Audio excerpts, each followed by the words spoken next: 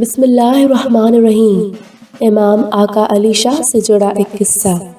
ایک دفعہ امام آقا علی شاہ نے ایک کہانی بیان کی کہ صولبہ نامی ایک شخص مدینہ میں رہتا تھا۔ یہ حضور صلی اللہ علیہ وسلم کا زمانہ تھا۔ وہ ایک وفادار مومن تھا اور مسجد میں باقاعدگی سے حاضر ہوتا تھا۔ یہ شخص بہت غریب تھا اور بے سہارا زندگی گزار رہا تھا۔ خدا کی رحمت سے اس کو کچھ بکریاں ملی۔ اس نے انہیں پالا، یہاں تک کہ بکریوں کے بہت سے بچے ہو گئے۔ وہ ان کی دیکھ بھال میں بہت مصروف ہو گیا، اس لیے اس نے مسجد میں اپنی حاضری کم کر دی۔ تھوڑے ہی دنوں میں بکریوں کی تعداد اور بڑھ گئی اور اس نے اپنی حاضری مسجد میں اور کم کر دی اور دن میں ایک ہی دفعہ آیا کرتا اور اسی طرح پھر ہفتے میں ایک بار آنے لگا۔ وہ بہت خوشحال ہو گیا اور اب مسجد میں مہینے میں ایک دفعہ آتا، حتیٰ کہ پھر سال میں ایک دفعہ آنے لگا۔ وہ مدینہ کا سب سے امیر ترین آدمی بن گیا اور اب عبادت ادا کرنے کے لیے مسجد نہ آتا۔ اس نے مدینہ چھوڑ دیا اور کسی اور گاؤں میں جا کے رہنے لگا۔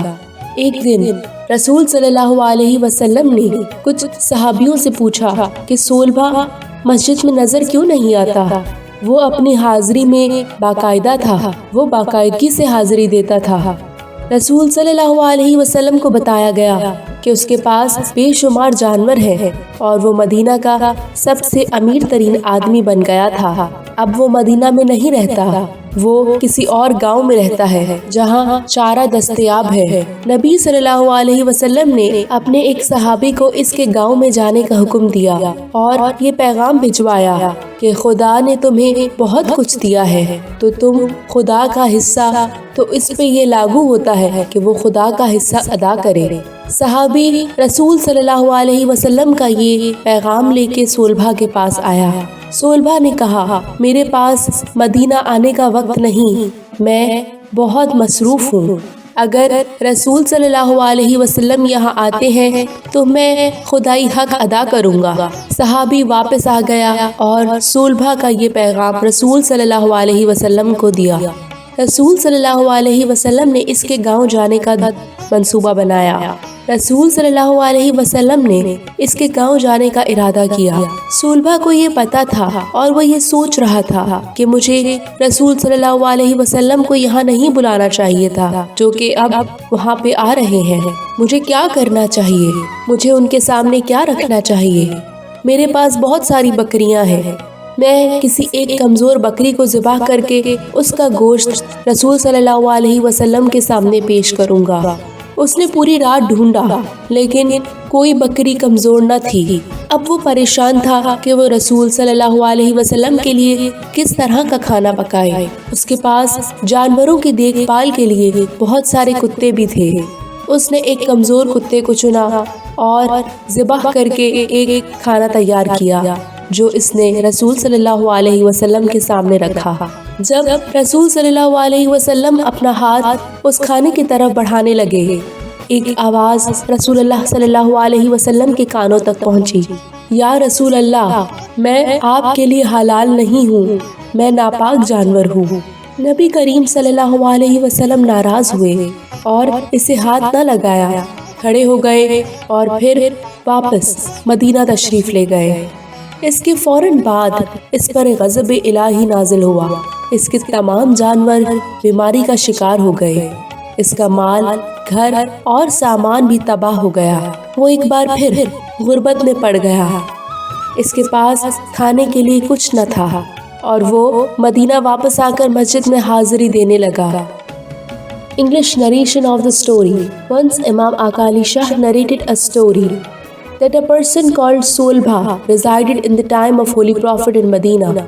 He was a faithful believer and attended the mosque regularly. His condition was weak and led a destitute life. With the agency of divine mercy, he got a goat. He fostered it till the goat had many kids. He became busy in their look after. Therefore, he curtailed his attendance in the mosque. As when the quantity of the goats increased, he reduced his attendance in the mosque and came hardly once a day. then once a week. He prospered to great extent and came in the mosque once a month until once a year. He became a richest person in Medina and did not come in the mosque to offer prayer. He left Medina and settled in another village. One day, the Holy Prophet inquired from his companions why Solbha is not seen in the mosque. He was regular in his attendance. The Prophet was informed that he had countless animals and became a richest person. He left Medina and went to live in another village where the fodder was available. The Prophet ordered his one companion to go in his village and ask on his behalf that God had given him much more. Therefore, it was enjoined upon him to give the right of God. The companion came and delivered the Prophet's message.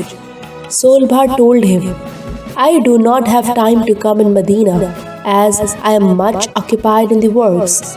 If the Prophet, peace be upon him, may come here, I will give him the divine right. The companion returned and conveyed message of Solbha to Prophet, peace be upon him. The Prophet resolved to visit his village. Solbha knew it in advance and thought, I should have not summoned the Prophet, who is truly coming towards me. What should I do for him? I will need to entertain him. I have so many goats. I will select 1 week having less flesh. He searched in whole night, but none of them was weak. What type of meal he should cook for the Prophet? What type of meal he should cook for the Prophet was a question mark in his mind. He had many dogs that looked after the animals. He chose a weak dog and slaughtered and prepared a dish and put before the Prophet, peace be upon him. When the Prophet stretched his hand towards the dish, a voice miraculously came out from it. O Prophet, I am not lawful for you, since I am impure animal. The Prophet was displeased and didn't touch, stood and came back to Medina. Soon afterwards, the divine breath revealed upon Solbha. His all animals became victims of disease. His wealth, house, and belongings all devastated. He once again reduced to the poverty. He had nothing to eat and returned Medina and started attending the mosques as usual.